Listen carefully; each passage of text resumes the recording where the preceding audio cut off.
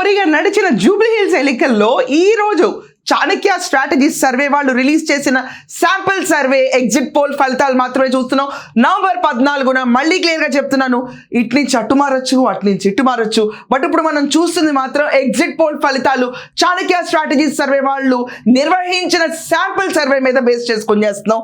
మనం చూసుకుంటే డివిజన్స్లో చూసుకుంటే షేక్పేట్, రెహమత్ నగర్, వెంగళరావు నగర్, బోరబండ, ఎర్రగడ్డ, యూసఫ్గూడ, సోమాజిగూడ ఇన్ని ప్రాంతాల్లో మనకి ఎలక్షన్ జరిగింది. ఇప్పుడు Jubilee hills by election Maganti Gopinath గారు డెత్ తర్వాత మనకందరికీ తెలుసు మాగంటి సునీత గారు బీఆర్ఎస్ నుంచి కంటెస్ట్ చేశారు, లంకల దీపక్ రెడ్డి బీజేపీ నుంచి, నవీన్ యాదవ్ కాంగ్రెస్ నుంచి కంటెస్ట్ చేశారు. కానీ కంటెస్టెంట్స్ ఎవరైనా కూడా ఇక్కడ హోరా పోటీ జరిగింది మాత్రం కాంగ్రెస్ అండ్ బీఆర్ఎస్ కి మధ్యలోనే పోటీ జరిగింది. కంటెస్టెంట్స్ ని పక్కన పెట్టి కేటీఆర్ అండ్ రేవంత్ రెడ్డి ఒకరికొకరు టగ్ ఆఫ్ వార్ కింద ఈ ఎలక్షన్ మాత్రం జరిగింది.